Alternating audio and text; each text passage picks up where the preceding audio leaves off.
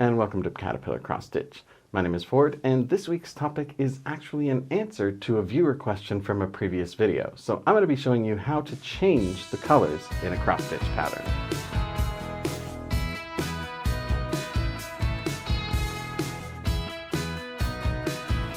I'm pretty sure I'd get kicked off of YouTube if I didn't beg you to smash that subscribe button. It really helps me out and it makes a big difference for the channel, and all it costs you is a few seconds. So if you would like the video, subscribe to the channel and leave me a comment down below, either with a question or with a comment on the video content, I would really appreciate it. And as I mentioned, today's topic actually comes from a viewer question. So if you have a question you'd like to see me answer, drop that in the comments as well, and I'll add it to my list of ideas for future videos. So the first question you might have is, why would I want to change the colors in a cross-stitch pattern? Aren't they set? Isn't changing the colors like going to a Michelin star restaurant and putting salt on the food? I can tell you as a professional designer, not really. I really love to see people change and customize my patterns, and if they can make it a little bit more their own by changing the colors in a flower, more power to them. I love that.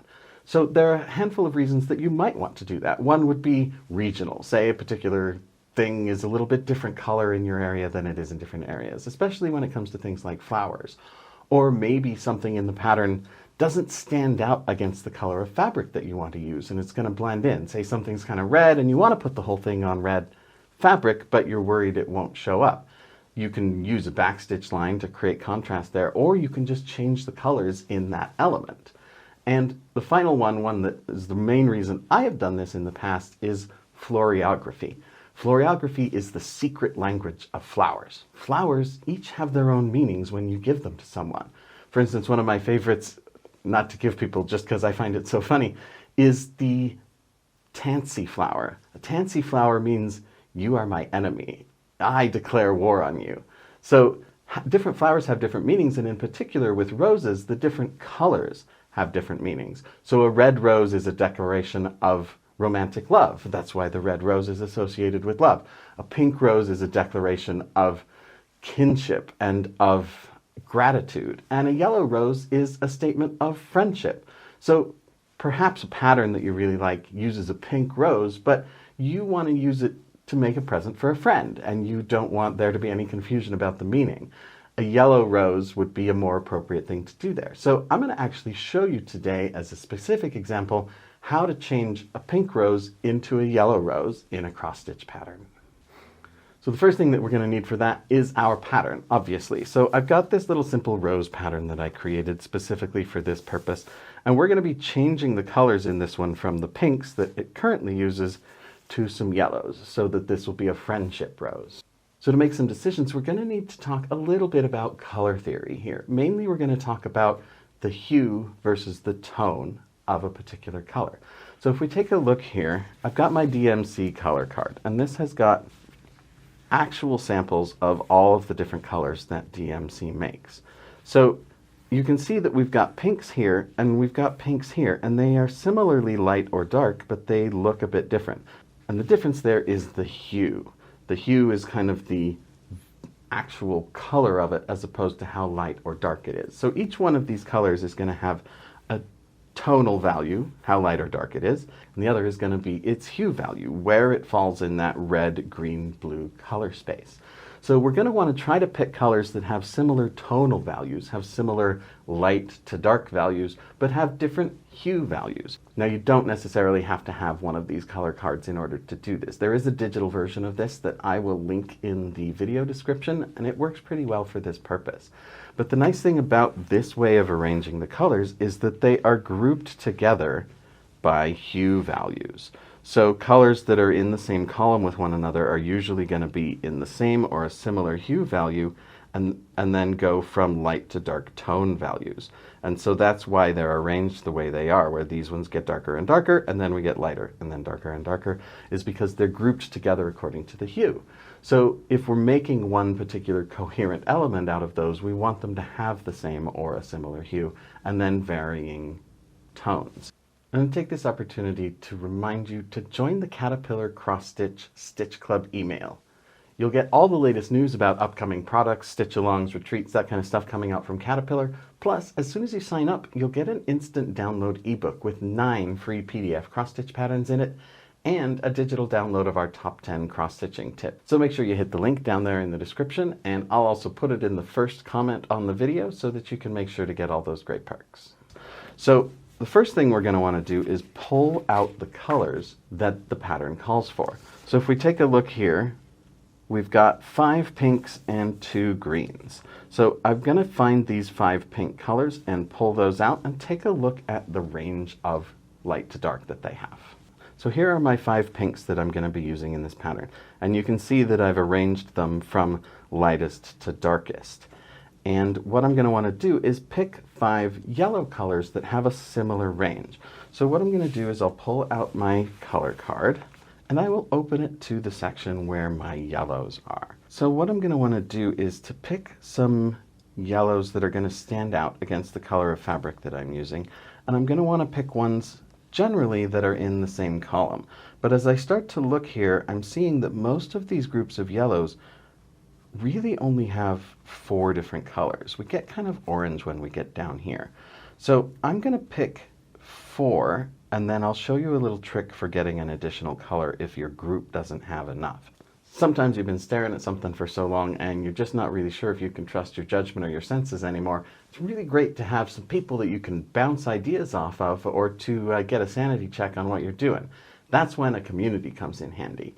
I highly recommend that you go and join the Caterpillar cross-stitch community. You can find that in the Facebook group or in the Instagram, and there are literally tens of thousands of stitchers with hundreds of thousands of aggregate years of experience that can help you with any other questions that you might have, and it's just really nice to have a supportive community for whatever hobby you do. Now, as a general rule, I usually want to try to start sort of in the middle of the gradient. If I have 3 or 4 or 5 colors that I'm going to be replacing, I kind of want to start in the middle and then work my way outward. So my middle of those pinks that I had pulled was 962 here. I'm going to try to find a yellow that has a fairly similar darkness, and that's going to be this 743 here. So I want to pull that one and make my first substitution. So I'm going to replace that 962 with this 743. So now I need 2 that are lighter and 2 that are darker. As a rule of thumb, I usually don't want to pull adjacent colors because a lot of times there's not enough contrast between them for them to be really easily visible in the pattern. Especially if there are only like 2 or 3 colors, I want there to be at least 1 color between the 2 or they won't really show up. It won't really be a high enough contrast. But if you're using 5 colors, then you do kind of like a more subtle gradient. So next to each other is okay, but you want to pay attention to make sure that there's going to be enough contrast to tell them apart.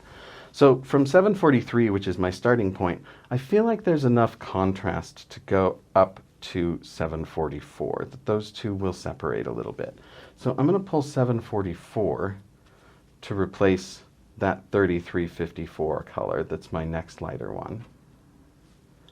And then my lightest pink is this 963. And I want to go a little ways away because honestly 744 to 745 is not enough contrast. I want a little more highlight than that. So I'm going to pull actually one from a little bit farther up the line here, 3078. And then I'm going to work my way down into the darker colors. So my next pink that I'm going to be replacing that's a little darker than my center color is this 961. So I'm going to try to find something that's a little bit similar there in how dark it is. I'm going to pull that 742. Now that's a little bit more orange than I would like it to be, but I still think it's going to work well because yellow roses are actually a little bit more gold. And so that's going to work fine with the rose. And then we have our shadow color, which is this 3350. So I want to try to find something in a yellow that is similarly dark. And you can see that over in the yellow column, we don't really have any options for that other than getting down into the orange. Now, a little tip that can help you here when picking a color for something like that is that shadows, I don't know if you've ever noticed, but the light in shadow is very, very blue compared to the light that is in a direct light source. And that's because the short version is that's because air is blue. So it gives a little bit of a blue cast to any light that kind of spreads through it. So if I need to pick a color that's a little bit darker to use as a shadow, that I can't find one in the column that I'm looking for, then what I usually do is I'll move one column towards wherever blue is. So if I'm over in the pinks, I'll move to the right. If I'm over in the yellows, I'll move to the left. And I'll try to find one with a similar tone value that comes out of a column a little bit to the left. So that gives us this kind of more gold 783 right here. And that's going to be my shadow color for my rose. Because in the shadow, everything looks a little bit more blue compared to the part that's in light. So the fact that it's not quite in the same hue family will be fine. So there I've got my modified color palette. These are the 5 pinks that the rose originally started calling for. And these are the 5 yellows that I'm going to substitute those with. So making that change is going to change the pattern. I'll show you a digital rendering here of what the pink one would have looked like. And here's what it'll look like with the yellow color that I changed it to. So you can see that those highlights and lowlights still look pretty good and that we have a nice distinction there. But if you have a couple of colors and you're not sure if there's gonna be quite enough contrast between them, a little trick that I'll use is to actually just grab a couple strands of one of the colors and lay it across the bobbin of the other color. And see if I can tell immediately at a glance the difference between the 2 colors. If I can't immediately see the difference between them, then there's probably not enough contrast and I'll want to pick a different color for one or the other of those. So that's a basic starting point, and with a few kind of more advanced tips of how to make some color substitutions in a pattern that you're working on in order to make it more your own, or for whatever reason that you might want to do that. Have you ever made a color change in a pattern yourself? Let us know in the comments if there are any other tips that you use that other viewers might find helpful. Other than that, I do want to thank you so much for watching. For Caterpillar Cross Stitch, my name is Ford, and I will see you next week.